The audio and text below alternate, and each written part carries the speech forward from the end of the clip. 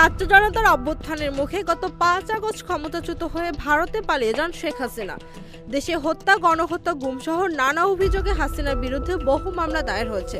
বিচার প্রক্রিয়ার স্বার্থে সাবেক প্রধানমন্ত্রীকে ফেরত চেয়ে গত 23 ডিসেম্বর দিল্লিকে কূটনৈতিক চিঠি পাঠায় ঢাকা, যদিও সে চিঠির কোনো উত্তর দেয়নি ভারত। বৃহস্পতিবার এ প্রসঙ্গে সাংবাদিকদের সাথে কথা বলেন পররাষ্ট্র মন্ত্রণালয়ের মুখপাত্র মোহাম্মদ রফিকুল আলম। তিনি বলেন, বন্দি বিনিময় চুক্তির আওতায় শেখ হাসিনাকে দেশে ফেরত আনতে প্রয়োজনীয় নথিপত্র ভারত সরকারকে পাঠানো হয়েছে।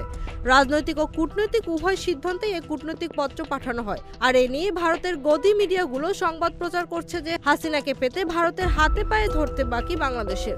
আন্তর্জাতিক আইন অনুযায়ী একজন মানবতা বিরোধী অপরাধী হিসেবে হাসিনাকে ফেরত দিতে বাধ্য ভারত।